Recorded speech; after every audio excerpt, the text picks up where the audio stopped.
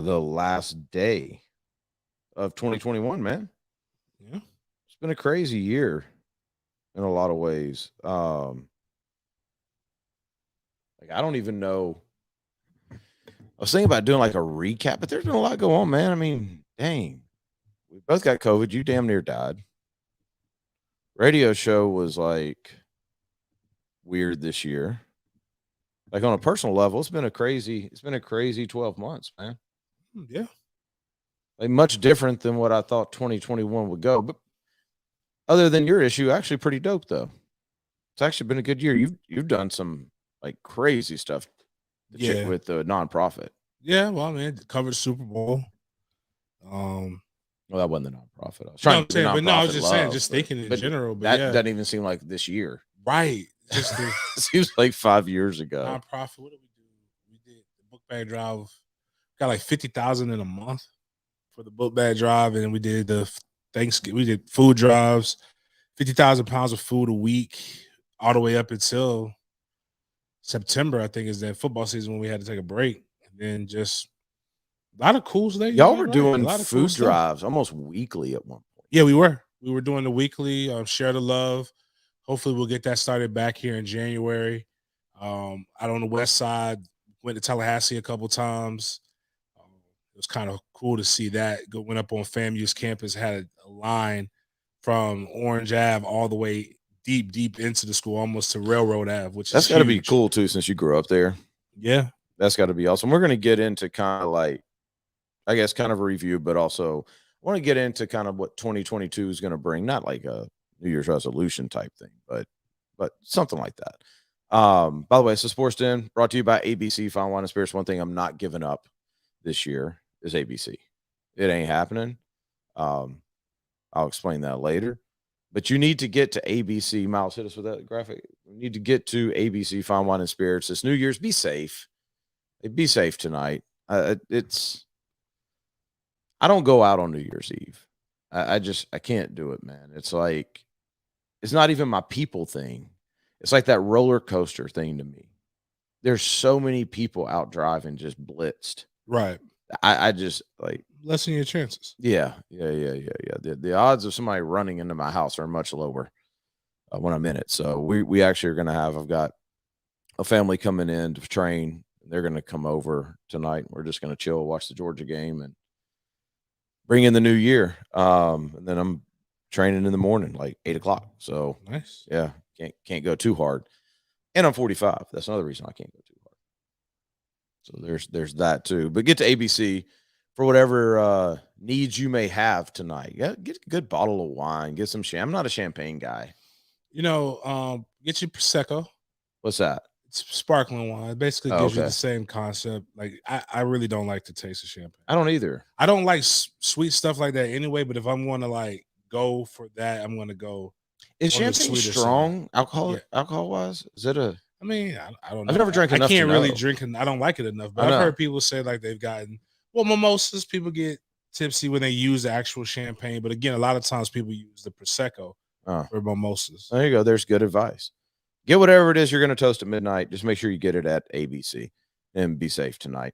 It is college football playoff day. There's 1.5 games. Yeah, because I don't think I want Cincinnati to cause anarchy, but I don't think it's going to happen. Yeah.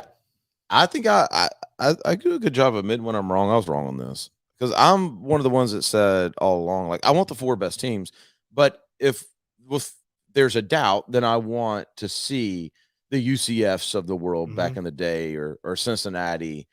And I think probably that came from a place of just to kind of shut their fan base up. But also it was like, it's different, right? Like I just want to see it. And so now that it's here, it's like, I may not even watch the game, man. Like there's no way. There is no way that Cincinnati's got even a fighter's chance in this. If they were playing Michigan, I'd be dialed in. I'd be dialed in, but I don't think they would have a fighter's chance against Michigan. It's not anything to do with Cincinnati being bad. It's just you're outmanned. And yeah, you could scheme up to a certain degree, like to give yourself the best chance. But it's a reason why, this is locked in because there's something else after this. So this isn't like, when people can say like Florida didn't care, right? Yeah. Or yeah. when didn't Alabama lose to somebody like in one of these games in like a bowl game? They were out of the BCS national championship or something. Like Georgia's happened before. Like, and again, Georgia last year barely beat Cincinnati. Right. So like again, it's not knocking or taking away anything from them, but a focused out in team with just the cats that they have. Yeah. Like it's just not fair. You don't have that yet. This is a good step in the right direction for Cincinnati with where they're moving, but you just don't have those bodies yet, man. Well, I don't think I'm not gonna act like I know the ins and outs of Cincinnati football. But I don't think it's a stretch to say that there's not a position on the field that they're better or more talented than Alabama at. And so when you couple that with who Alabama's coach is, it just doesn't. And Luke Fickell's a great coach, and I don't think he's going to be at Cincinnati actually next year. I doubt it. Unless he goes to the SEC, why move? Cincinnati's going to the Big 12. They can pay him. They'll be able to actually afford him. Ohio State. Okay, well, I can see that. If my man leaves to go there, I can see going back there. Yeah. Like probably where they should have given you a stab a few years ago. But Ryan Day is going to be a hot NFL name. Right. Actually, a conversation I was having with somebody about the NFL quarterback play. I said the NFL quarterback play will continue to be bad or average outside of the guys like Aaron Rodgers and things like that until they adapt more of a spread style mindset. And the only way to do that is to get some of these new coaches that are in, like your Ryan Urban Meyer kind of hurt him with a little bit though. But he wasn't really an offensive guy. Yeah, that's not. Urban Meyer just happened to find guys. He had guys who could run his system. He had Ryan Day. He had Dan Mullen. What's my guys? Tom Herman. He had those guys. Like Urban Meyer is not he's a special teams guy. No, he's not an X's and O's guy. He's never had to dial up something. That's what I meant when I say he's a special teams guy. When people are like Urban Meyer's a great coach, no, Urban Meyer's a great man. Yes, he is. He's a great coach, or was a great coach in the fact that he was a manager of personalities, CEO, players, and coaches. He did a terrible job of finding coaches that were able to do things that helped the strength of that team. Typically, the strength of his teams are in college, we're going to get better athletes, and this is the best system to put better athletes. We're going to be faster than you. Yep. As I've talked to you about numerous times, the reason why it doesn't translate over to college quite yet is because I know, don't give me the measurables. I understand what you're saying, but believe me when I say the NFL field is smaller than the college field. It's because of the hashes. You can't spread people out like that. The game is dictated by the hashes. So no matter what you do, the ball's got to be lined up on that hash. The sheer volume of like mass of NFL players. They're so much bigger than college players. Well, that too. It's not even close. You can't. The reason why the game hasn't still shifted is because, again, how much closer that defensive end is to your quarterback and how much better an athlete and bigger an athlete that defensive end is than your tackle, which is not fair to your tackle to have to do that. Like, was it the average NFL, if a good NFL offense has 70 plays, to ask him to do that 50 times is each time you're increasing, unless you have guys like Aaron Rodgers, who ironically, I remember them making a big deal about Aaron Rodgers, about quarterbacks not being under center. And Aaron Rodgers was the guy that they brought up. Yeah. And like early in his career, they were like, he takes like 75% of his snaps from out of the shotgun, to now looking at Aaron Rodgers as the prototypical play action guy. Yeah. Like, you got to be able to do those things in the NFL. I was thinking about this the other day, and we're going to get to the Georgia game after this, but while we're on the subject, when you talk about recruiting for college, and I was thinking about it in the context of Urban Meyer, when you're recruiting kids, a lot of that's projecting, right? Like even the best 5-star, you're still projecting on what he's going to look like in 4 years or 3 years or whatever. In the NFL, you don't have to project. These guys are fully grown. Like they are what they are. Tyson Campbell's a great example. Tyson Campbell, we don't talk about enough. He has that's better. One that they hit on, right? But if you look at Tyson Campbell, the reason he was drafted was he's long.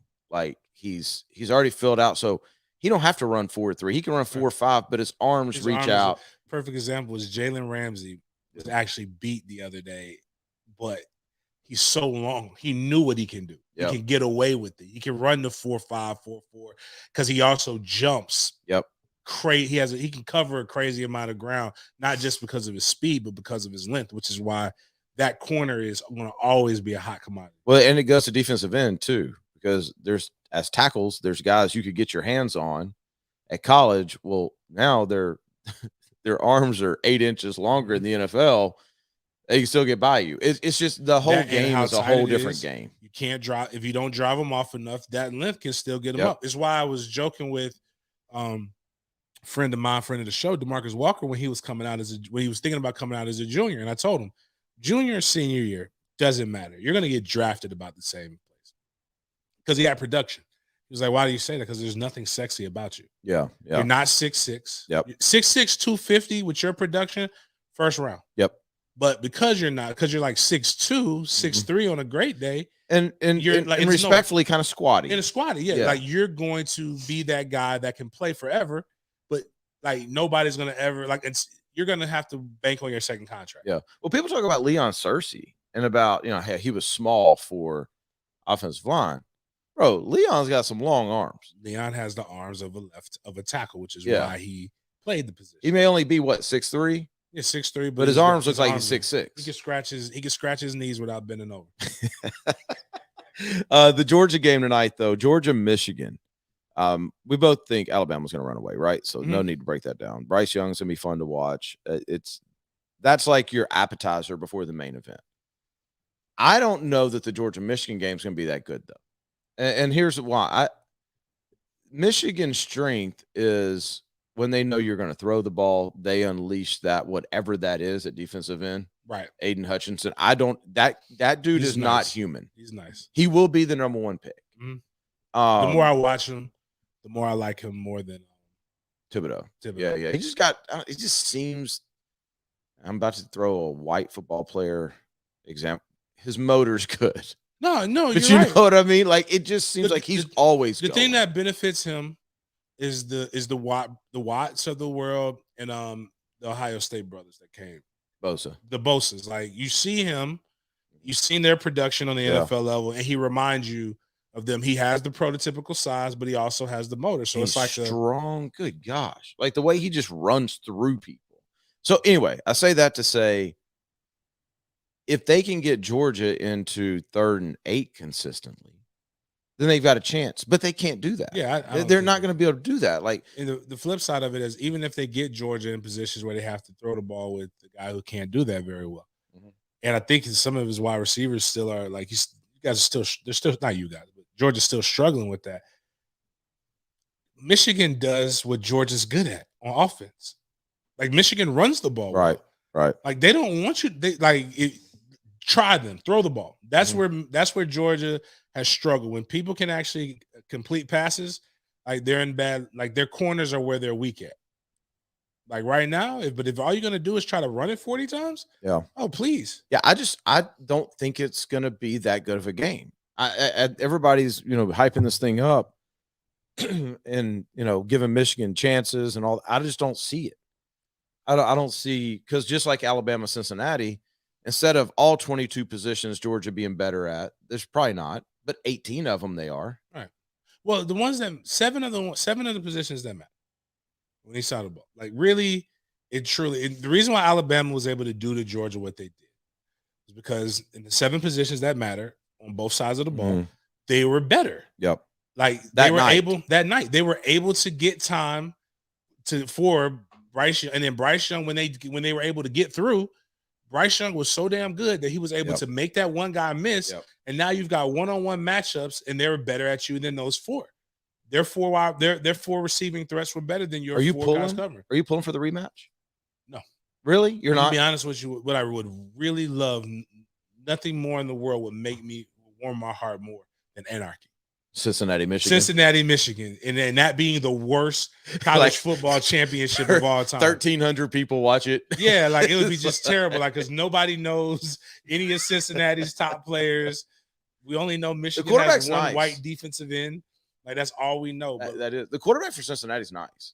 He's a good player. If Georgia wins, we're going to go to Indianapolis for the national championship. It's in Indianapolis. We But know it- you're going to Indianapolis. Well, yeah, but here's the problem. You're just a Tuesday, so you're going That's to true. Indianapolis. That's true. But here's the problem, though, man. It's like Angie and I were out at dinner last night. Bruce Chris showing hella love last night. But we were out at dinner and we're talking about, okay, the logistics of it. So I go look at flights, and they're really not that bad price wise. If you go to Orlando from Jacksonville, it's it's bad, but Orlando's not that bad. But the problem is direct from Orlando. you can. Yeah, that's the reason. But the problem is you can't fly back on Tuesday. There's no seats anywhere because that's when everybody's leaving. So we'd have to wait till Wednesday. Well, Angie don't want to wait till Wednesday. So then she's like, well, why don't we just drive? It's 12 hours. So it's like, okay. I'm okay with that. That's cool. Look up the weather. Snowing. Bro. This is snow. This is when it snows every day. Bro. This is when you need this. I'm gonna give you no one of these. No. One of you need about 8 of those. One of these homes. I'm about to hit you with the weather forecast for next weekend in Indianapolis. We looked this up and we may have changed our mind. I'm going. I'm still gonna go because I got a freaking sweet field level. Like, can you get more than one ticket? Guys, we get 2. Oh, okay. Especially if one of our guys is playing. Oh, like fair. Angie's a big Georgia fan, but here you go. Next Friday in Indianapolis, it's a high of 22, a low of 10. Next Saturday in Indianapolis, it's a high of 39, a low of 17. So that's as far as it goes. So snow is going on Saturday. A high of 22. No, I'm saying like Friday is the high of 22, right? Yeah. Yeah, so that might be too cold. That's what I'm saying. To snow. Well, it snows the next day. The next day, like that's what I was like. So I'm gonna be honest with you, like that Friday doesn't bother me that much. Well, the game's not till Monday, but they don't go out that far Right. yet. But I'm just saying, like, so that Friday, if I'm there on Friday, it's just cold. I can get like you can stay inside. I can stay inside. I can get from point A to point B. When that snow starts happening, like that means there's wind gust. Yes. Like there's other things, and like it's in my eyes, it's on your beard. You have to walk, like you don't have to. Your eyes don't stop watering. Right. Like so, like it's to and from like Indy, especially downtown Indy.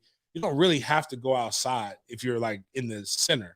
Like you have the little things where you can travel. Yeah. But when you do have to step outside, like having to walk in, like I had to because I hadn't been in snow forever. So I had to relearn how to walk when I went to the combine. And I was over there slipping on ice. Like, you know. And the weather, like when it's that cold, you walk outside, it just slaps the shit out of you. Like it's just bam. And like here's my opening biggest doors fear, are really, really hard, like because of the wind. Like you really got to sit low and drive through your hips, man. My biggest fear though is if we're driving, I don't know how to drive in that. Yeah. I'll be honest with you. Something that was really impressive. Was it 5 years ago I went to the Army Navy game? Anyways, it was in Philly. We were on radio still. Yeah, because T-Wig was still there. I don't and all this stuff is a blur now. But I go, and I remember on that Saturday, like my cousin telling me he wasn't going to be able to come see me because he was like, man, it's supposed to be snowing. I got to work all night. They got us on call.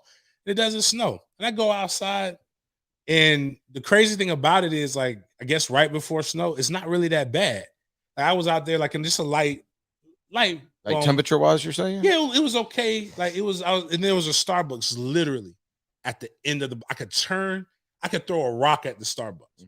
So I'm like, man, I'm talking trash. So y'all over here got me scared of the snow. Like it's gonna be this, blah, blah, blah. Walk to Starbucks. And the time that it takes me to order and come back out, which is probably less than 10, 15 minutes, it is torrential snow. Blizzard. Like I am like looking out the window, like, how in the hell am I going to get from here back to the hotel without becoming a popsicle? And I walked out there and I promise you, with the hot scalding coffee, I slid in it. But luckily I caught my balance. But what's worse when you're trying to catch your balance on ice is that it looks like you're just falling really, really slow. Yeah. So luckily but I couldn't quit, because if I quit, this scalding coffee is going to literally fall right on top of me. So now you can, but what I'm saying is TJ actually came up she was in school in DC, and she came up for the game with some of the other public affairs people they were in, and she just got to driving in the snow, like no big deal. Like it was just a rainstorm.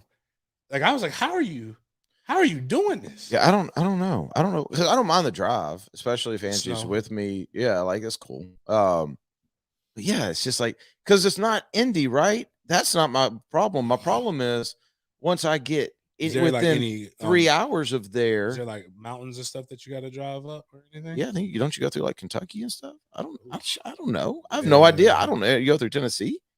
Maybe? Georgia? I don't know. I have no idea how to go. I don't know. All I know is it's not just when I get in Indy, it's gonna be cold and slippery. It's on the way up that it's gonna be cold and slippery, and here I am gonna be driving a I'm not taking the Jeep because that's not the best traveling car. It's not, or is it just because of gas? No, it's loud, bro. Oh, okay. Yeah. Yeah. You don't want to take that 12 hours, but I don't know. So we'll figure it out, but we're probably gonna go if they were to win. I don't wanna it's too good of an opportunity, man. You know, I still kick myself because who knows if it's going to ever happen again. When I had the opportunity to go to a national championship game, What, the Pasadena the one? Pasadena one, Oh, dude, and I didn't take it. that's my bucket list, is that whole Rose Bowl Well, thing. it had nothing to do. I just wanted to go, Yeah. and all of my former teammates went. Like it was just like a who's who that was going, and I had just spent a week at the Army All American game, or however long. I spent a good amount Yeah. of time, and they would have flew me to Pasadena. From there, I would have just had to get Which my is San Antonio. from San Antonio. Yeah. Yeah. But Trey was literally like that was his first Christmas and all these other things. So I was like, I had to pick, and unfortunately, I had to pick work over Yeah. pleasure. But I would have, man, if I could do it all over again, I would have took that L. I've been to they've been forgiven by now. I've been to every Florida national championship game. Except no, I didn't go to every one in Arizona. So all of them but that one. But like for me, this would be cool because even though he's not gonna play, we have a kid on Georgia. Um, I'm sure Danny, one of our other trainers, would meet me there because he trains Bryce Young. But the bigger thing would be like if Georgia were to win, my wife's a lifelong Georgia fan. It would just be cool. Like it would just be a cool thing. So I'm sure we'll go if they win. Just how we'll go is the bigger question. I need one of those like private jet shares. Not like a private jet, No, but like so like where you could like if you could get in and get out. yeah, man. Like I could dig it. I need that. The problem is a membership fee. It's not the per hour fee. It's the membership fee. So I don't know if anybody already has a membership. Y'all got room for 2 more. I'll pay. I'll gladly pay. But all right. So moving on a little bit here. Let's get real quick to executive health and med spa. Um, New Year's already here now. Mhm. So we're going to talk about resolutions. There's a lot of you use resolutions to lose weight, to feel better, to be better in the bedroom, whatever it is. There we go. Northeast Florida Executive Health and Med Spa. Stop going and like Googling 18 different articles that all tell you different things. Mhm. Go talk to a doctor. Have blood drawn, find out what's going on, get to Northeast Florida Executive Health and Med Spa right off of St. John's Bluff. In fact, if you went to our live show at Goodfellas, it's literally right next across. door. Yep. So it's easy to get to. And Doc was there. He wasn't there for us, but Right. He was meeting with somebody. Yeah. He was doing business. Yeah. So get to Northeast Florida Executive Health and Med Spa. Start your new year off feeling much, much better just about everything. Before we get into that, Jacksonville Twitter is so much fun, man. Our team may suck. Our owner, God bless him, we don't know what he's doing. But the fact that when I get onto Twitter right now, the only avatar I see is the clown with the shod mustache is unbelievable. And I don't live anywhere else. I've never lived in another NFL city. So I don't know if this is normal behavior for NFL teams. But for Jacksonville Twitter alone, I don't want to be a fan of anybody else. Oh, this is great.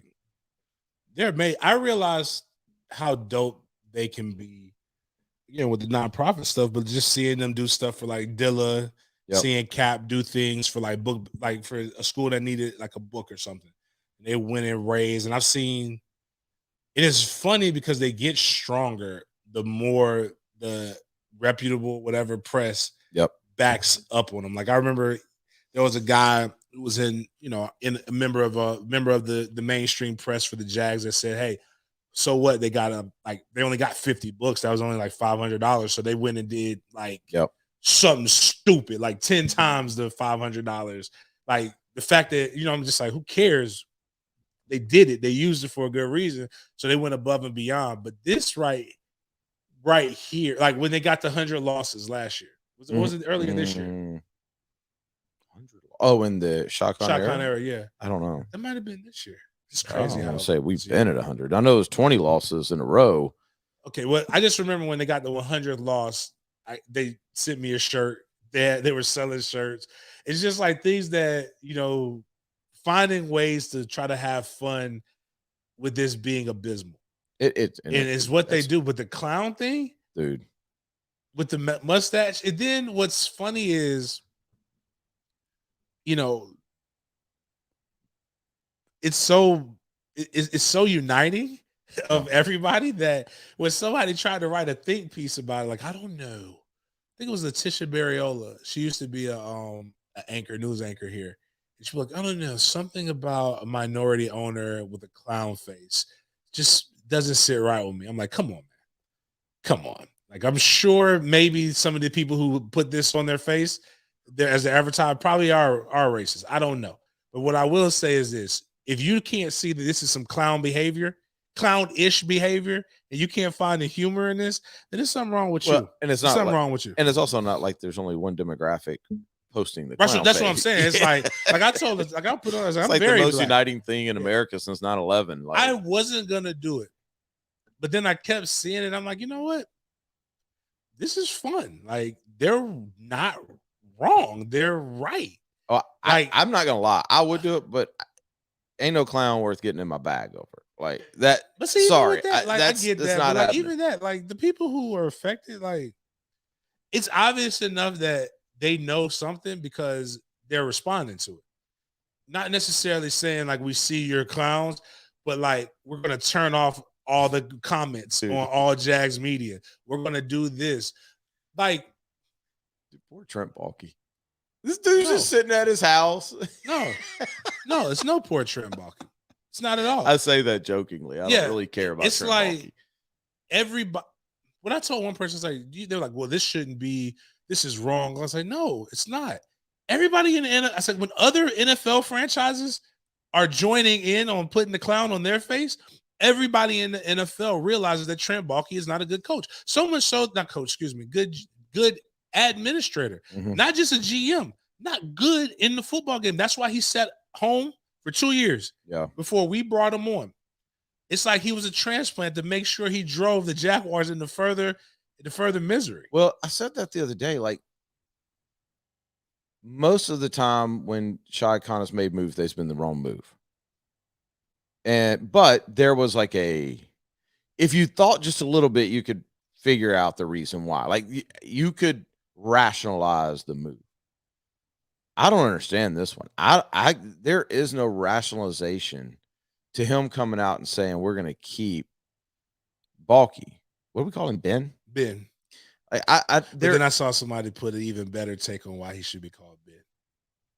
Bargain Ben Baalke. I was like, damn, that was good. Like, I don't know whoever that was. I don't remember who you were, but I know that wasn't an original thought by me. I did see it on Twitter. Yeah, I mean, there is no reason, literally no reason why you would keep this guy. It makes zero sense. We get on to Hacker all the time, right? At 1010. Hacker actually had a great take about this the other day. I was listening, and he was like, the happiest person in the world about this? John Mechie, the receiver for Alabama who tore his ACL. He's like, he's already looking at houses here. Oh, because that's all the guy drafts. He doesn't. Yeah, they don't. You got to be injured. If you have a torn ACL, it is a lock. You don't have to work out. You don't have to do anything. Ben Baalke is going to take you. I don't understand what Shad's doing. It's starting to worry me a little bit, by the way, because it's like and I'm not saying this is happening, but it's getting very Major League-esque, the movie. Yeah. Like, it really is. It's like, it almost feels like we're being worn down on some level to where it's like, okay, now it goes from clowns to I don't really give a crap. Like, you have to be very talented to suck this much in the NFL. Mm-hmm. It was literally designed for this not to happen, and it's happening. Like, man, can't even think. But AEW is doing well. Yeah, I'm saying that, rolling my eyes. Let me give a crap. Like I would have much rather kept the last GM if this was the direction we were going. Who? Caldwell? Yeah, I would much rather kept. See, that's your boy now. Yeah. So that's James' boy now. No, I'm gonna say this though. This is why I was saying James gonna start stomping for him. Rehire him. Caldwell got fired, immediately got rehired by somebody, not at the same position. Right. So that means, like, obviously there's some level of respect for him in NFL circles. It might not have just worked here. This man went through 3 coaches in San Francisco, and none of them liked him. And then he sat the bench for 2 years. Nobody hired him until, you know what? How do we find a better way to stink? Jacksonville hired him for a strategy that was to suck for the first overall pick. You're onto something, because remember when Shad Khan first bought the team, they were 31st in the league in offense. And he got the worst. And he went and hired the offense coordinator who was 32nd. You're onto something here. I don't like, it's terrifying. There's literally one person worse than this guy. Right, And that's and who you go hire. You hired him because maybe he didn't have all the tools, so we'll bring him to a worse team. Like, there's so much talent out there, unknown talent. At least go try that. You know why I say try that? Because we don't know if it's going to mess up. We'll all be excited together. We know what Balky can do. Listen, the GM position's an easy hire. The GM position is an assistant GM at the NFL. Is, if he's on a good scouting department, is an easy hire. Like, because those guys are already doing essentially the job. You just plug and play. Like, I think that's the frustrating. The coaching hire is tough. It's hard. You don't know. But the GM hire is not that hard. It makes me want to go get, I forgot who's the guy who crafted Kansas City. Remember we were talking about him last year? Dude, I'm here for Louis Riddick. I'm with that. I'm good with that. Like, the only reason, but Balky is okay. Let me ask you this: is Shad gonna bend to the pressure here? And that's the part that stinks, right? Is if he does. Why was it? Was it that, okay, now you're really realizing? Because if you're really realizing you made a mistake and you're going to go find a better, I'm 100% for it. Mm-hmm. If you do fall to fair pressure, like, then while funny and while great win for the little guy, like, you're setting a really ugly precedent. Tennessee did it. Tennessee, the Vols did it. Yeah. And and it was the craziest thing, because that guy, it wasn't like that guy hadn't been a head coach after that incident. Like, they just let it, and now it's really destroyed them. The only way that it would really make sense is if he fired him, and then he, not in the way that of a slam dunk, it was to get Urban Meyer. Because I'm not gonna act like the rest of the media. Like, I did find it funny, and I know college guys have, but I understand, and I would never act like I don't understand why they hired Meyer. Oh, I absolutely. Everybody thought that this was I thought it was a flex. Was a flex at a home run. It's a good hire. It just didn't work. But if you bring in a GM that everybody's saying, okay, I get it. And the only reason I bring up the old Kansas City guy, and I'll find his name out or whatever, is because a couple of days ago, like one of the days we were supposed to have a show, Facebook on this day showed me what I was thinking. And what I was thinking on that day is that the Kansas City Chiefs had not completed a touchdown pass from a quarterback to a wide receiver. I remember that. Yeah. With one game left in the season. I remember that. Yeah. They went from that to almost right in to the AFC Championship. Yeah. So, like, that means, like, I think it was like 7 years ago that happened. So, like, it was Alex Smith. Yeah. You can change your fate relatively quick if you actually put somebody in who's going to get the right pieces. You get the coach that's the right type of coach that's going to push you toward the right path. And that's the only thing that gives me some hope. Yeah, here's the other thing. It's a good job. It's literally like a GM's dream. You have a couple of pieces, but you have the piece. You have the main piece, the quarterback. You have a ton of cap room. You have a first overall pick. Again, like it is a. If you're a GM and you want to either end your career and leave a legacy, or you Just want to end your begin career. your career as a GM, like I feel like this is a desirable job. But what's happening is like there's assistant coaches turning down interviews right now with the Jags because of Balky. They don't want any piece of this. They'd rather stay the defensive coordinator of the Dallas Cowboys than to come to Jacksonville as a head coach. Think about that.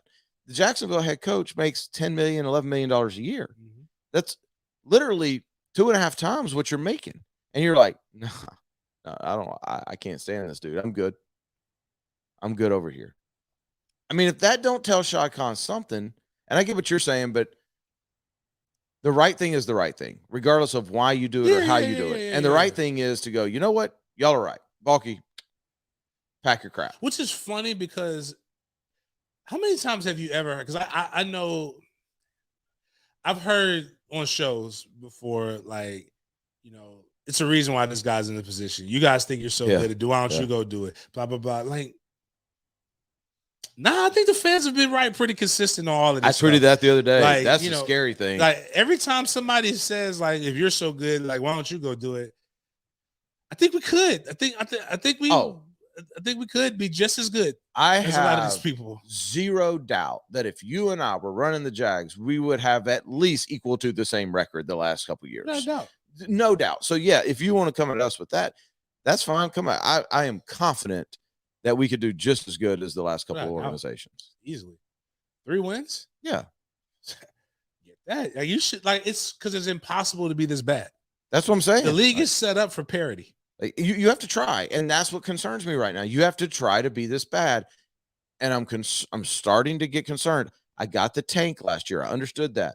I thought the tank was part of the process, but it looks like the tank was just the first part of the process, and that's what scares me. Because now the tank hasn't thrown a touchdown pass in 8 games, and it's not really even his fault. People can't understand this because I keep saying it and I keep getting blowback on this, and it's not. I don't train Trevor yet, so it's not me taking it for Trevor.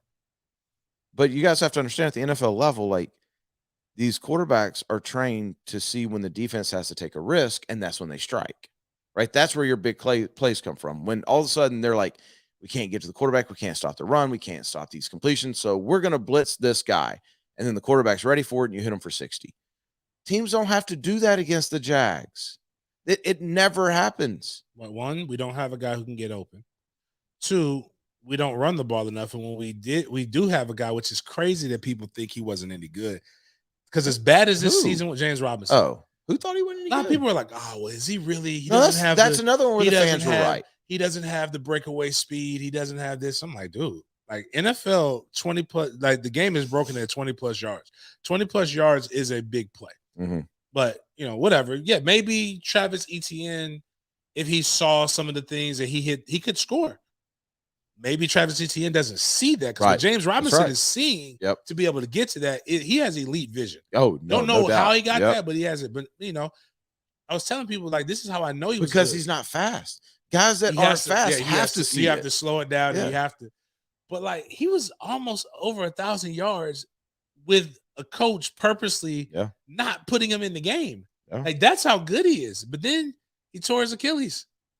Which is sad because now we got to hope he's got Cam Akers Wolverine-esque healing factor, because now next year you're going into the year with the first round pick at running back at Travis Etienne, whose money you owe, that had a Liz Frank injury, if I remember correctly, right. which very hard. Lose your explosiveness. Very hard to come back from. Like, it's not a year off type thing. Sometimes it's a 2-year thing. Sometimes you never are the same.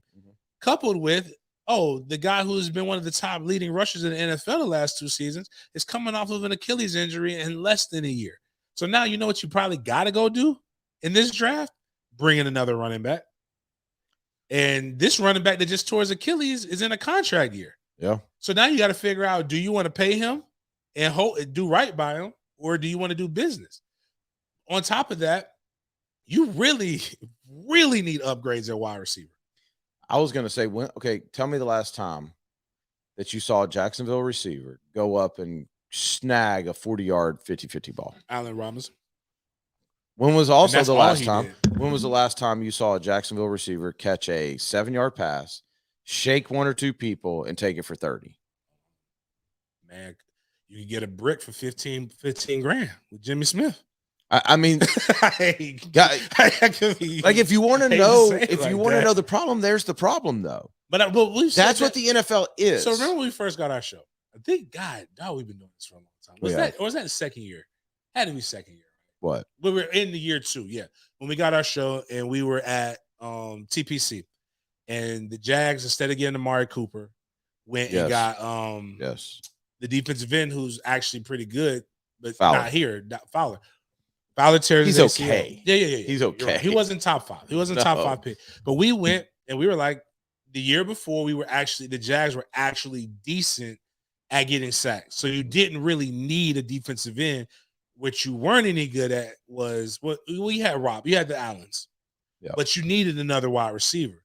I just think where the Jags would be had they just drafted Amari Cooper. You can do that over and over again. That's the part that it's only worked one time. Look at the Taven Bryan. I mean, look at the people that went after him. Jalen is the only time that it worked, and he's not here.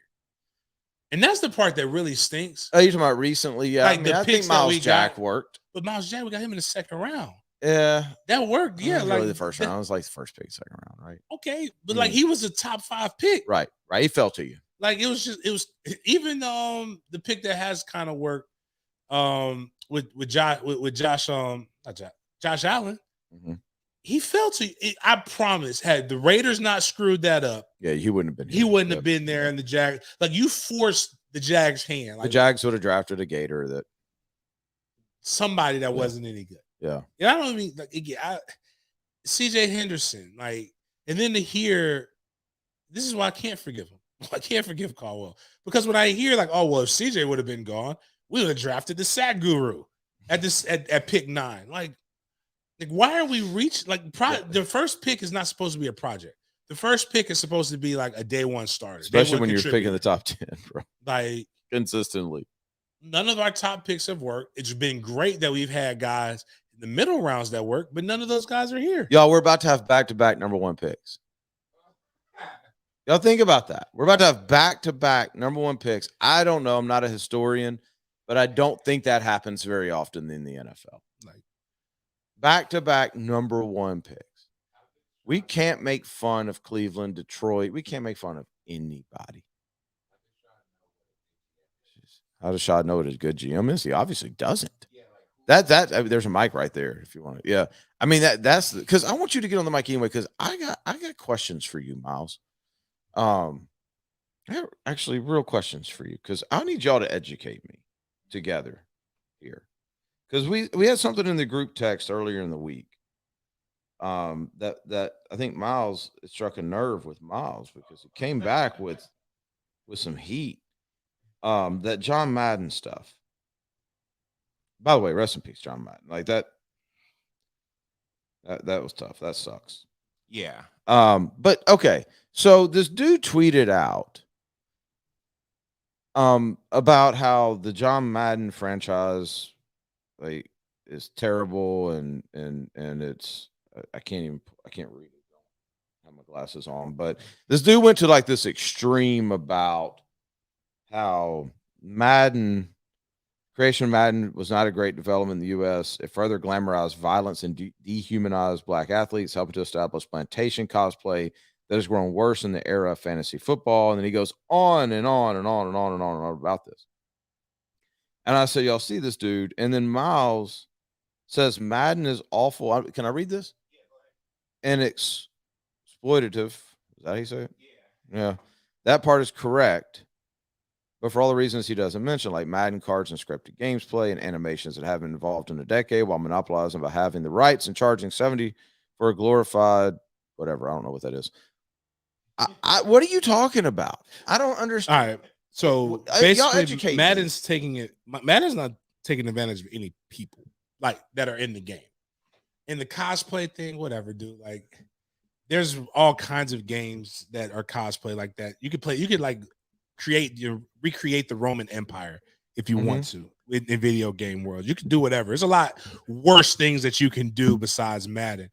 But the reality is this: it was innovative in the beginning. Like, so the difference between Madden 95 and Madden 96 graphics and gameplay were night and day. 90, but after about I even go as far as to say this. Let's say like same thing with the NCAA game. Like NCAA 2002 and 2003, there ain't much difference between those two games. Madden has literally stopped progressing in how the actual gameplay innovation, but they're charging you $70 for the same game as last year, except for the only difference is instead of it being, what are we in, 22, instead of being Madden 22, 21 is Madden 22. And to get some of the gameplay experiences that you used to get for free, you got to go buy Madden cards. You got to make purchases. You have to go do things. This seems simple to me. It's capitalism, is what it is. Don't buy it. That's what I'm saying. Like, that's where, but for people who are used to, like, it's kind of like, when's the last time you seen a McDonald's Happy Meal commercial? No, I have no idea. I'm saying, but every kid that's coming out knows what a damn Happy Meal is. The older generation it worked so well that they don't even have to spend that kind of money on that anymore. Like, before I stopped, that was like what my dad did for me. He bought Madden. So I got Madden like 90, I think it started in whatever, 93, 94, 95. Then when I started getting my own money, I'm buying Madden. It's just like almost an annual thing until I stopped playing video games like that, where I just go. Well, I feel like you're buying. I feel like people buy Madden now, like it's the more experience for the updates, for like the updated rosters. But you can, but like, the cool thing about the online play is that you can get the updated roster without buying the new game. Right. I guess I don't. Who are they exploiting? It's not really exploit. It's the capitalism. It's the monopoly. It's the monopoly. He's saying that the people who have a gripe is the consumer, but the consumer literally buys it, so they don't really have a gripe. The players are actually getting paid for this. Right. So, like, what this guy is saying is wrong. And on top of that, this is how what Madden has done is how a lot of these settlements and these old former players are still getting fed. It's through the NFLPA's relationship with Madden. Miles, you're saying it's on the consumer side. It's through the monopoly of the game. So on our side, we don't have to buy the game anymore. I don't play the game anymore, but it is the only football game there is. So there is a gamer rage. It's a big problem in our community that we talk about. And this guy is kind of egging that on to fuel his own purpose. But the predatory sense that people don't understand yet is where Madden has evolved. It has not evolved in the graphics. It's in the sense that when your child plays the game, opens up this pack of cards, there's a certain sound that goes off. There's certain lights that go off at the same time. There's a lot of manipulating of the youth when it comes to these new games that people aren't aware of. So, like cell phones. Just like cell phones. Yeah. So, I mean, I guess and listen, everybody's, I understand what you're saying. I have this rule about monopolies. It's personal rule. It's not scientific. If it's not a bank, if it's not a hospital, if it's not a healthcare system, I don't really give a crap. Like, that's just good business. Now, those are businesses that can affect our everyday life as human beings. We can be taken advantage of. You want to talk about something that, like, the black community should be getting checks based off the way that banks treated them for decades. Absolute decades. Anything outside of stuff like that, Dude, Monopoly's good business. I want in the quarterback, I want to monopolize that business. Like, you know what I mean? Like, and Madden's not doing anything differently than every other technology company known to man. Instagram does it, Facebook does it, everybody does it. In fact, you probably could say that Madden's on the low end of that because there's only so much personal information that they're swiping from you as well. But I don't know.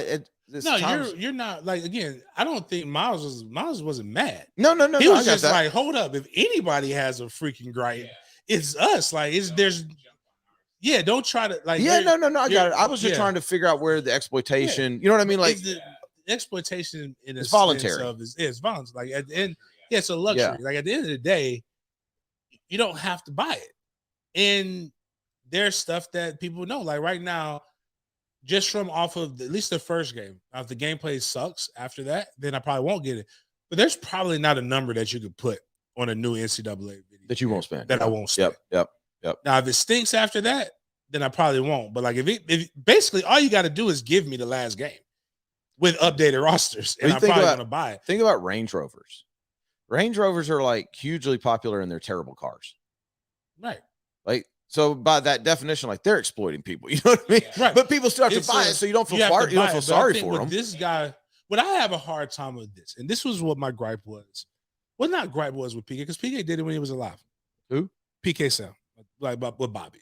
Oh, but like I thought you were like PK Sam's dead. No. When Bobby was alive. When Bobby was alive. Okay, because he did it when Bobby was alive. So I don't have a true gripe with it, because hey, you didn't wait to. I think when people wait till somebody is dead, that wasn't a terrorist, that wasn't like a, I mean, not even like a kind of borderline, because even bad people have people who like them, have family members, but like Madden didn't go out and kill nobody.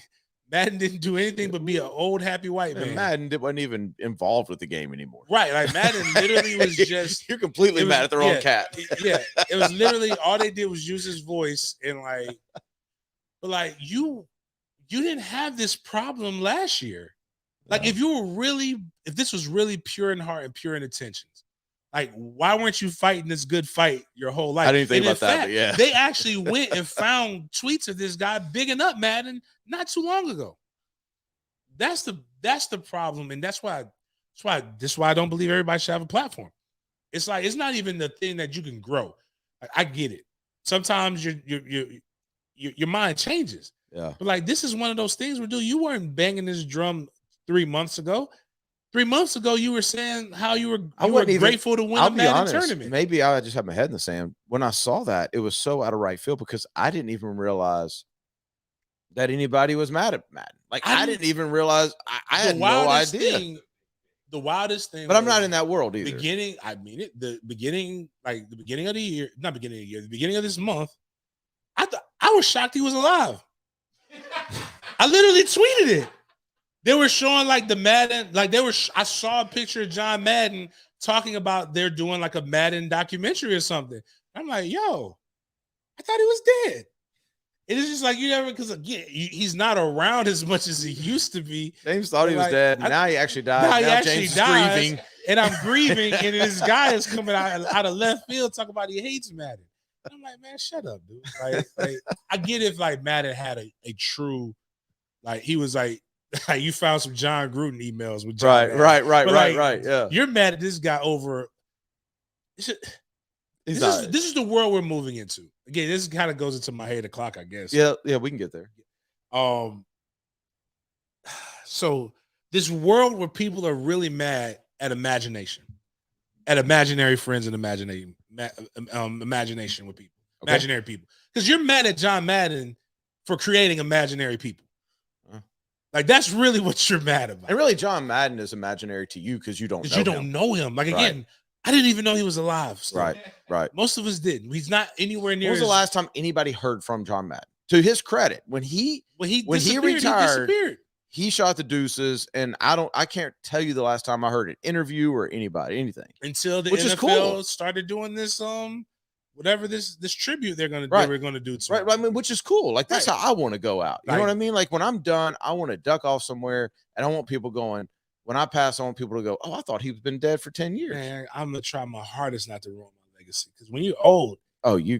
like your mind is like starts to get jumbled, and you start making comments that you don't even know what Being you're old saying. is like being drunk and having Twitter open. Yeah, like nah, man. Like this, just pause on that. But as the world transitions into Web 3.0 and things that I don't really know about. Is that a thing? Yeah, it's really a thing. Web 3. That's the metaverse thing that everybody's starting to talk about. Okay. Where people are talking about, like, bragging about how they had coffee in the metaverse. It's like, no, you did not have coffee. You're gonna own some metaverse land soon. Watch. I will. Oh, no, I will have too. no problem. If it is, like, no. I've been reading up on. Check this. It's real, like that part, but like how it's no less real than us having this podcast. Yeah.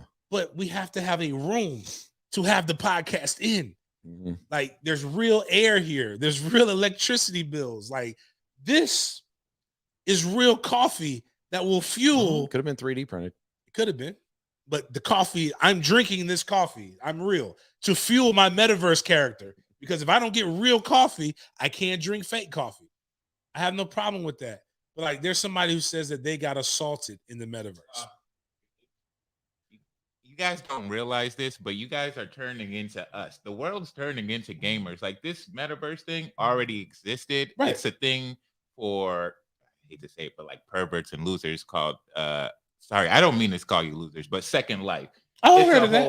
I agree with you. People already live Wait, online. I didn't know you were a gamer. Oh yeah. Yeah, you like Sam's. Like I had no problem with there's games. a difference in liking games and being a gamer. Yeah, no, I'm in it. No, he's really into. Like, so there's really like this upset. whole, and I knew this, but there's like this gamer community that really gets offended by this stuff.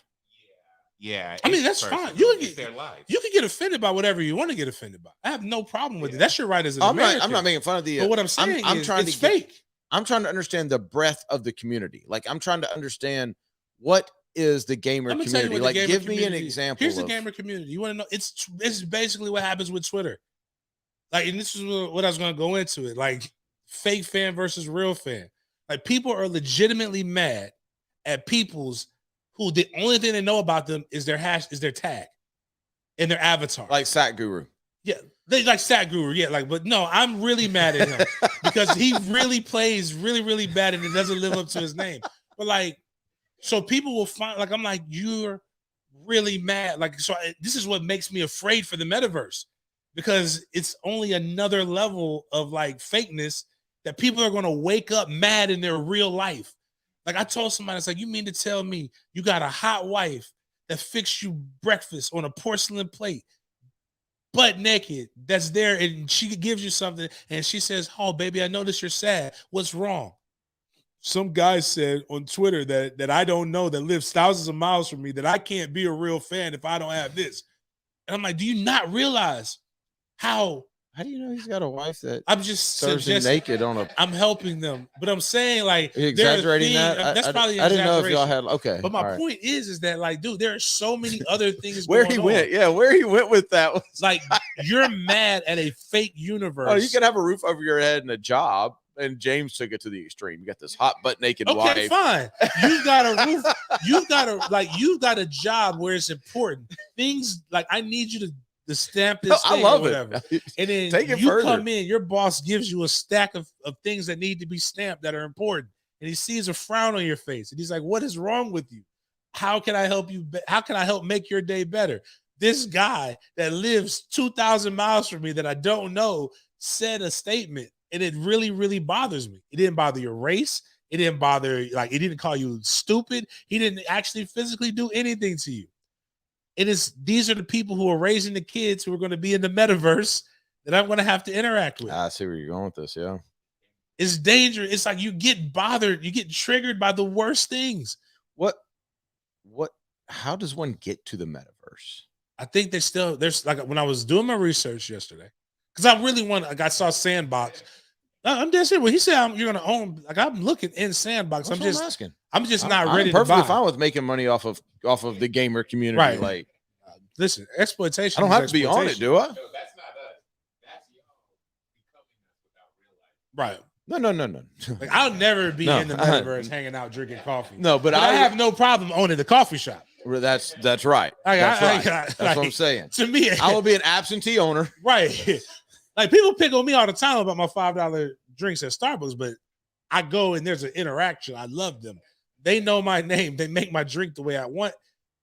Fine. I like that real interaction. I can't fathom myself paying $5 to drink fake coffee that I don't get any. But if some people want to do that, I'm going to help you do that. Think about the next generation. Think about how much kids spend to change their clothes on the video game of Fortnite, which is troublesome. When they get older, that avatar on the metaverse is important to them. It's a symbol of their who they are, Jordans or anything else. This is wild, bro. It's wild. Like the whole thing, like the NFT world is wild. We have meetings about that next week. It's like, it's interesting. It is. It's hard to wrap your head around. It lets you know you're getting old. I don't have time to tell people that it's bad or that it's not going to agree. Yep. Because I really, really remember when the internet first started.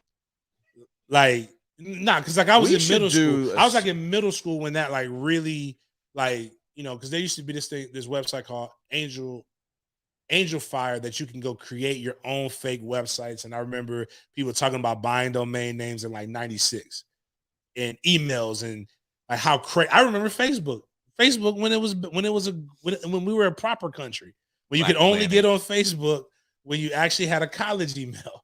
Like you had to but whatever. It's changed. Proper they made country. more money. I like those shoes, Mom. It's I remember thinking, whatever. This isn't gonna be. But then you kind of start seeing where this thing moved. Like I'm not gonna be that. Let me ask you something. So in the metaverse, that's what's called. Yeah, I think that's what they're calling it. All right, help me out here, Miles. Facebook is calling themselves. So are y'all suggesting that this metaverse thing is going to become so real that somebody could get married in the metaverse? It's already happening. Okay, follow me here. And so I take my little avatar that's fake and I go cheat on my wife, and then my wife is going to divorce me in the metaverse and take half? Guarantee it. Possibly. Dude, that's wild. Dude, you know what it reminds me of? That is what was wild. The movie with Stallone? Man, Judge Dredd. Tiger gonna be tearing the metaverse up. Remember Judge Dredd? No. There was a scene in Judge Dredd where they basically put on the Oculus, and like Sylvester Stallone was it Sandra Bullock? I don't. Anyways, I'm all about the Oculus. The videos, man. Oh, I'm ready to get Oculus. The videos. I saw one today. Yeah, with the UPS guy knocking out the kid? No. No. Apparently this lady thought she was in a bar fight. Oh, yeah. And somebody swings on her and she runs and bam, right into the wall. Yeah. I've seen that. That's fantastic. So anyways, they put on it and they're having sex. And they're having that's safe sex. And Stallone's from another debate. It might not have been Judge Dredd. It was Demolition Man. Anyways, point is that he's just like, no, where we come from, we do it the old-fashioned way. And she was like, oh my God, that's so unsanitary because you could get all these diseases and blah, is blah, this blah. what COVID's about? This could be. Is getting everybody and they're gonna live and make money on the metaverse, and you gotta still have, man. You still have to have all the pieces are coming together. Wall-E is another good movie because this is what happened. These people just sit in their pods and they're in this fake world, and yeah, it's weird. Well, I would suggest my suggestion would be to people is protect yourself. Get to Green Acres. Definitely. We don't need any of these metaverse AKs. None of these AR-12s from the metaverse. That might be the new business model. Let everybody just get in the metaverse. Let everybody get in the metaverse. We're going to start a Green Acres in the metaverse. Oh, no. I was just like, you ain't robbing my guy. I'm going to be strapped. No, not in the metaverse. Like, you're still in real life. Oh, while they're in the metaverse. You have the goggles on. I'm just kicking in your door, taking your real stuff while you're in the metaverse. Take the goggles off. It's like, where did my TV go? Why don't I have Wi-Fi anymore? Shout out to everybody who's been going to Green Acres, sending me the pictures and stuff like that, buying stuff. Really appreciate it. And they all talk about how great the customer service is with Z. My wife is jean shopping right now and sending me pictures saying, can I spend your money? Of course. Especially if your ass looks like that in those jeans. I don't know. I gotta go to. People are telling me that I gotta wear like Abercrombie jeans or something like that for my shoes. What? Yeah, and I just like, bro, please walk in here with some Abercrombie. I will. But like the thing is, you can't. So like you can't wear the old jeans that apparently anymore because it covers up all of the Air Jordans. They want you to wear capri pants. That's really what's And going on. Y'all know that, right? Y'all know that's what's happening right now. That's my problem. Is I don't mind track pants. I don't mind sweats, but like some of these, like because there's room, I can like breathe in it, but the fabric goes with me. I'm not hopping in no goddamn jeans, man. Metaverse James gonna have some tight ass jeans on. Like, nah, that's what I'm saying. Actually, when you look at these, when I look at these avatars, they do look like they are very gender neutral. Some of these clothing that they're wearing, man. It's on. My rules are this: in every household, per over 18, there should only be one person that hops in jeans in a household that's over 18. Well, I gotta be honest.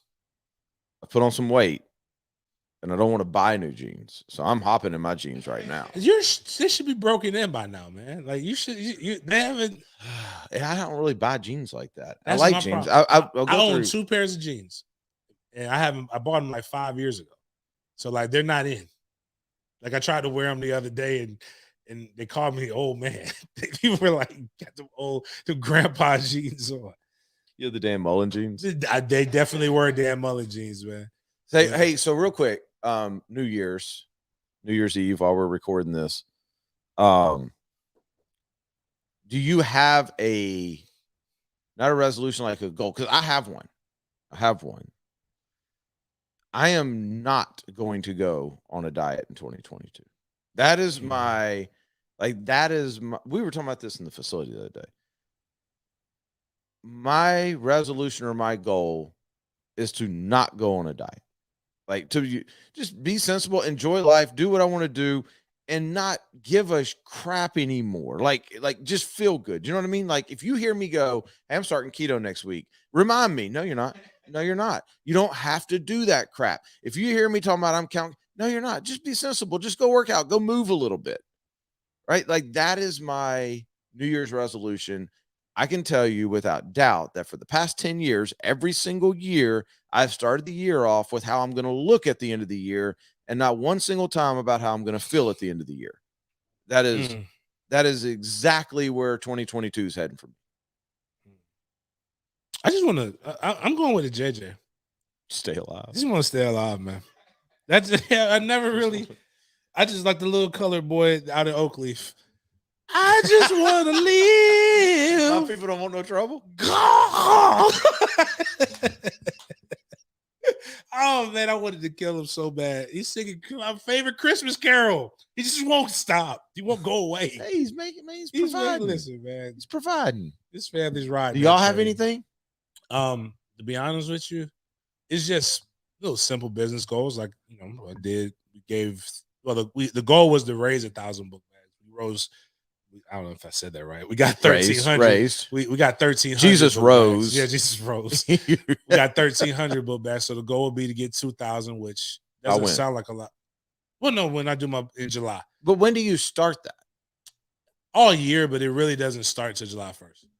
July 1st is when we really. I feel like we should start promoting it earlier. Yeah, that's why we got the website. We got the website. We got a whole bunch of other stuff. I think COVID kicked your ass because of the stress level. I was stressing too. Like I was highly stressed when it came to because you put the number on. Say March. It really doesn't matter. We start doing it in March. Probably March, because I'll do when we do the spring game is really when I start getting into fundraising mode.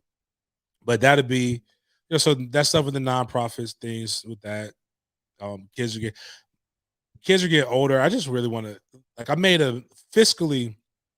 This is probably the most money I've made probably since 2006 when I got given a lot of money to not play. Right. But my goal is to double that. If I could double it, we got some things in the manner to try to business wise. Like I'm in this place business wise where I just want to keep it up. Like at this point, like that's the hard part is staying where we're at, keep it up, continue to evolve, like find little things and actually define who we are and who, probably more importantly, who we're not. Like that's the only business goal I have right now. But other than that, I'm telling you, like, I am going to start that podcast that we talked about. I've been talking to Dallas about that. I've been talking to Battle about that. Like, I am going to do that. That's going to come in January. So I'm excited about that because that's going to hold a certain level of accountability to me. We'll have a new website, which is cool. Oh, that's January, dope. We need February. one, actually. So it's getting revamped. Dude, do you know how many people listen to this? It's crazy because it's like we did this football camp and we have people this past week, have people from, like, I think it was 11 different states. And I would say that half of those people from those 11 different states talked about our show. Oh, wow. Yeah. And just how they listen and they enjoy it and they like how lighthearted it is and all that kind of stuff. So that was good to hear, because sometimes you can do this and it's like we're just kind of talking to each other. And then there's other times that, this past year it's been like, what are we really doing? But if people are getting enjoyment out of it, that's all that matters. I guess that would be my 22 thing would be we're going to get more cameras and I'm going to produce the hell out of content. More content, better content, like more defined content. Yeah, stuff like that. What about you, Miles? What's yours? I've been working on Let's Play, a gaming project. It's sort of like a podcast thing. So I'm going to have it up and running. Freaking gamer. But mostly low-key just to be financially and physically sexy as F. And not get married. There's don't get married. His resolution is to not get married. I don't know. I don't want to trip into this marriage now. Aggressive bitterness in me. Man, look, can I love how he said that. So like I think that's what I hope the metaverse does bring. Wait. Have you ever been married? No. Listen, I've been fat. So for me to say I am fat, for me to say I'm not going on a diet, like,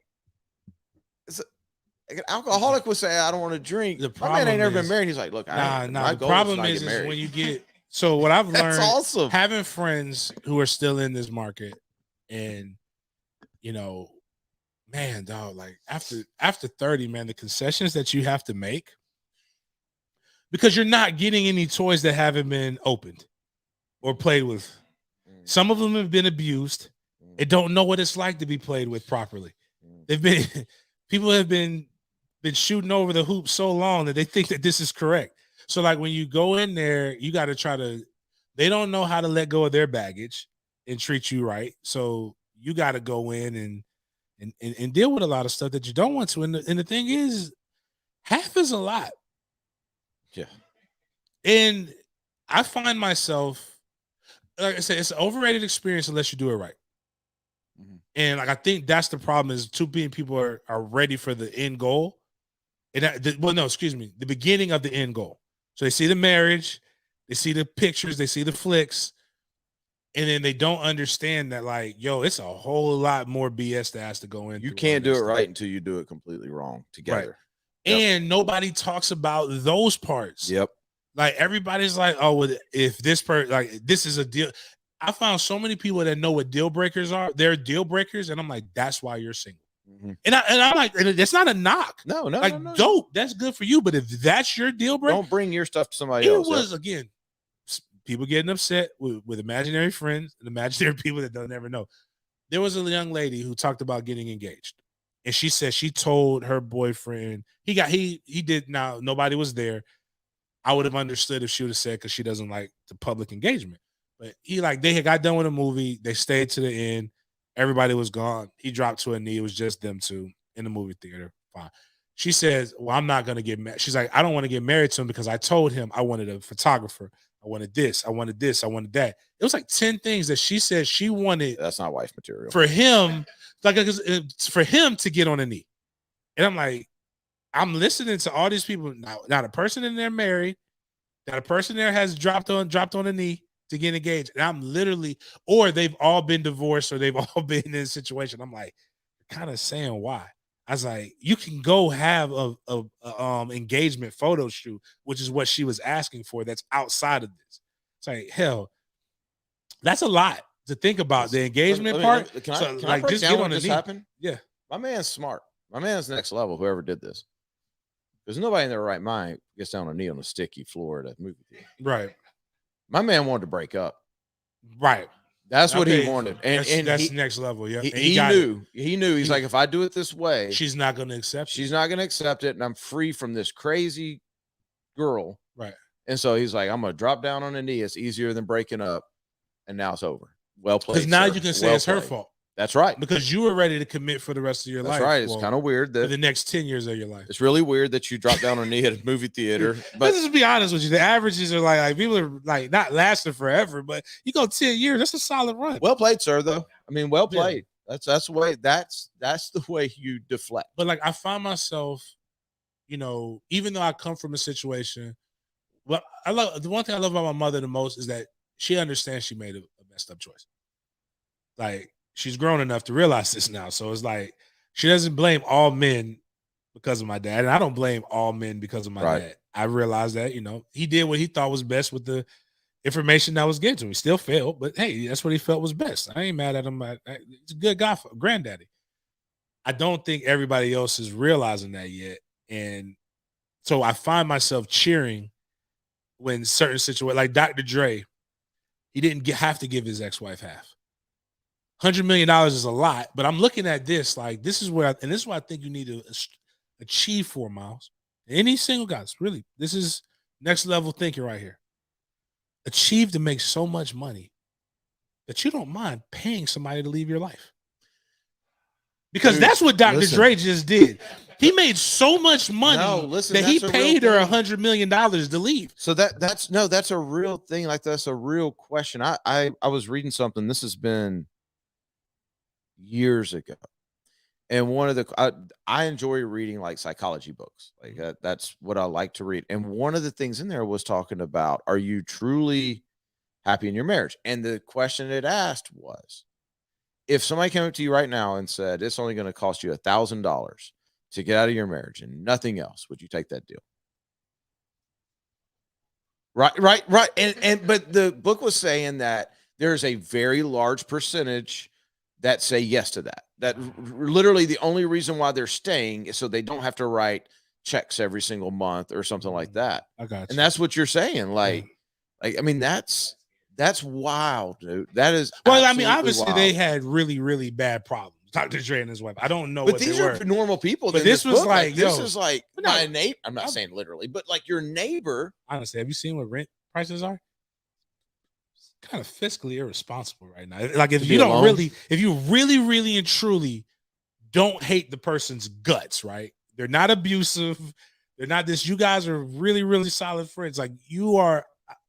I don't. That whole independent, like, man, I'm over that shit. Like we live in an interdependent reality. Like, I don't want to be alone. I'm old, bro. I'm old. I ain't exactly the greatest catch. Like I don't want to be alone. I like my wife. And you have to make 6 figures to live decently. No, you know. You can't, and it's very difficult to make 6 figures outside of what social media and the metaverse is telling people. Statistically speaking, very few people make that much money. Like if you make over $50,000 a year, you're actually in the top percentage. I don't know, and I don't know how you live on just that amount of money right now. I often ask, what am I doing wrong? Not in a nice neighborhood. Yeah. I know. How do you eat? That's what I'm trying to figure out. The price of food right now, like. I got a question. Say, I know you guys are both married and well established, but when you first were getting together with your wife, you don't mind being the provider. I know that about both of you. But if she came to you with the premise that you had to be making 3 times as much and she will always be saving her bag while you wouldn't work, would not work for me. That's what I'm saying. Would not that's work kind for of like a wait. Rewind. So what you're saying is she is putting the stipulation down to move forward with her that you have to make a certain amount of money 3 times. Well, those are just those people are stupid. But this is more common consensus now in at least my demographic. You need to check again. Y'all need so again. Y'all need to go different places to get girls. This is the metaverse because it doesn't exist. Like I see people post these things on Twitter, and then what happens is like some of them like, or even my sis. Like I'll see her post something like, "I know you. That's not you." I know you. Like, not in the bad, like not her saying you gotta make 3 times more, but like I'll see something like that's you're regurgitating something that you heard. You've accepted way worse than that. Like or I'll see like female friends or I see male friends, I'll see these things. I'm like, nah, 3 times as much. It's like, one, how? Like, the only way to do that is if you're an entrepreneur, more than likely. Like if you are not a gamer, if you're like an engineer, you're probably going to make this set amount of money until you get like bonuses and things. Now, if she comes in and she's an engineer too, there's no way in hell I'm going to make 3 times as much. I just think you got to find a number that you're comfortable with and stop worrying about the end all be all. I don't even think it's that. I think it's a maturity thing. Like I think that there's this like gap of age. I'm gonna say between the ages of 25 when somebody gets out of college and realizes the real world's hard, right, and probably late 30s, maybe even 40, to where everything is so stinking hard that you just don't think right. Like you literally. I can tell you without a shadow of a doubt, when I hit 40, things got so much easier. And like the way you look at relationships and the way you just look at everything differently. I think like yeah. I'm not trying to flex here. We do really well right now. I don't even care. Like if I had the money right now, if I'd have had that 10 years ago, it would have changed and wrecked my life. Fair. I think there's a point where you get to those things. So like me, like I remember when I first started a business, I had to think this way. And I was working with young trainers. And I say young, but like even then they're like 2 or 3 years younger than me. And I would tell them like, yo, what's your bottom line that you need to make for you to be able to live? Now it's a lot different now because rent and things are higher. But I would listen to them and they would be like, well, I have to make $4,500 a month to live. And I'm like, dude, you're 21 years old. You don't have anybody to be responsible. And this was like a decade ago. Yeah. You don't have anybody to be responsible for but yourself. Your number is entirely too high. You're literally setting yourself up for failure. You're saying, I was like, and I told him, I said, my number then, I wasn't even 10 years, like 8 years. I say with Trey, with a kid taking care of multiple people. I'm like, I said, the only thing I have to make $2,500. If I don't make $2,500, then like we don't have a place to lay our head. We don't have lights. We don't have a car to get to and fro. That was what. So what I did was I shaped everything in my life. How do I get to that?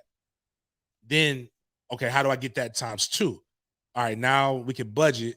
How do I get that times 3? So then I started looking at, all right, if I can make this multiple ways, then if this goes to crap, then I still have this to multiple lean streams of income is so important.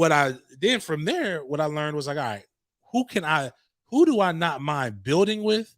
Yep. And can I not see myself without? And this is why I always tell people, this is why I say marriage is overrated construct. It's a business. It's a real legitimate business. If you can't get into something that you can see like, all right, that person has a dream or a vision that I can buy into, that I'm going to selflessly pour myself into making sure that person gets what they need to get. Yep. And that person is going to vice versa do that same thing for me. You have no business talking to anybody about marriage. You have no business writing a book about marriage. You have no business even trying to think, because when you're thinking like that, you're not thinking about what that person has to make me happy. But you're thinking about what I need to do to make that person happy. That's the problem. Is preach. Yep. Men, women, the only people in my life that have free reign to be selfish are Kai and Trey Coleman.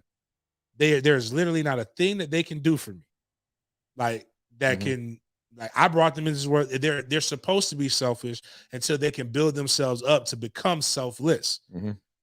Now, anybody else that's an adult that's in my life, if I can't bring value to them and they can't bring value to me, then there's no reason for us to be. It's a waste of all of our time. And like you just said, man, especially on the marriage side of things, like the problem is people don't take the time to get to know people. And until you really get to know somebody and what they're about, what their dreams are and all that kind of stuff, you can't get to where you are. Right. You can't get to the point to where it's like, I work for my wife to live what I think is her dream life. Right. And she doesn't. She'd be fine if we didn't have this house. She'd be fine. Like, but she's part of my motivation. Right. Like that's the bigger thing for me. Like, I mean, I don't care. Like, I'm okay. I can go buy shoes. No, hell no. But there was a time though where Like I wasn't doing what I was supposed to be providing, right? And then that hurt the marriage, but it wasn't like a ultimatum type of thing. It was just a maturity thing. So I don't know, man. But that's one of the reasons too why I want to start this new podcast, because I don't think people talk about stuff like this without trying to be holier than thou. And like, dude, people need to talk about it from the essence of we all screw up. We're all screwed up now. Like Right. everybody is screwed up. And the crazy part is people want to take like, oh, well, all right, like isolate this one thing and then make you seem like what you are. When perfect example is and when I saw myself in radio change and my goals change, so I read Charlemagne the God's book. It was the Shook Ones, I think the first one. No, whatever his first one was. Shook Ones, I think, was his mental health one I didn't read. But he started talking about his relationship with radio and his relationships personally and all these things. And people look at, he said something about like he took it from his wife. Like he, like I guess then they went to date rape and all these other things. So people call him a rapist. But if that's the end goal of a relationship, like his relationship with his wife is amazing. And like what he does for her, how he honors her, how he talks about her, how she's the one who, when I think had to drive him to his internship in radio because he had a suspended license. How when he got fired, she had to. I think it's a balance thing. So like, you pour so much into your partner, especially if you're an entrepreneur. This is what you really need to do. If you have somebody who has a base, make sure that they're good, so that when it ain't going good for you, y'all got something. And that takes time, though. You have to stay together long enough to where you both go through that spell where the other one flexes up and shows they're there for you. Right. Like that has to happen. And if your mindset as a woman is to only like, I gotta keep my money because and you need to bring it, then it ain't gonna ever work. No. It ain't gonna ever work because we just turned this into like a whole S. Which I hate talking about this stuff. But like I always tell people, my mother told me this thing though, because no matter how much the feminism thing, like it's never going to be a time period where a masculine man is not wanted or needed or not needed. Yeah. Yep. Like she's like, I don't care what these people say about like what your toxic masculine. She's like, all right. Take your chances on being the toxic masculine man than being the soft one that bends and does all these different things. Just don't be a dick. But like at the same time, like, if biblically speaking, everybody wants to, that's why I laugh about it. But there is a purpose in that book. Like people talk about like Proverbs, was it Proverbs 31? Yep. Or is it Proverbs 32? What are you talking about? Proverbs, the last book of Proverbs talks about, everybody talks about being a godly woman, talks about being this. Read that, and then ask yourself, is what I'm portraying and what I'm putting out what's in that book? Again, they say and then I laugh at some of these things. Now it's like, oh, you've asked for wifey level traits. You're still on boyfriend level. You should do this. The book says, he that findeth a wife findeth a good thing. It don't say he found a girlfriend that worked her way into being a wife. Right. So like, again, everybody hates the Kevin Samuels guy. But if you're a 6-figure male right now, you don't have to listen to what you not going to do. Like if I'm making 3 times more than you, and that's what your thing is, ooh, baby, you want to see what that market looks like for the man who makes that? If you make 150,000, you think I got to come home and not and deal with my meals not being put on a porcelain plate? Like you think I got to deal with you? Like it's a lot of stuff. Like, what is with you in the porcelain place today? My boy Divvy. I get it from my boy Divvy. My boy Divvy says he won't eat food. I said, dude, all she got to do is cook the food, dog. If she like this food, a new thing. If she cooks the food and puts it on the damn plate, I'm happy. But he always say, nah, he's an old head. But my point is that like a lot of women talk about this stuff, but are you even in that? Guys too, we're just talking about it from this perspective. Guys too, are you even in that realm to be that damn picky? Hey, I didn't know we were gonna go this long. I'm waiting on the delivery. I gotta yeah. No, we gotta go too. Anyways, new year, new us. Check out Green Acre Sporting Goods, thehumidor.com, all these different things. We ain't been on, so we had a lot to talk about. So in the next year, check out some of the things that we got. We still got to continue to build up our YouTube channel. The website, sportsdenlive.com, should be getting into a major overhaul. So you'll see a lot of different things. We'll hopefully have a Patreon type site set up for you guys to be able to go in and get more information. I know we talked about that back in August, September, but we had a lot of things come up. So check that out. Make sure you stay to check that out. Keep sharing, keep liking, look for the new things that we have coming up and how you can get involved. Other than that, enjoy your New Year's Eve. Stay safe. We'll see you guys next year.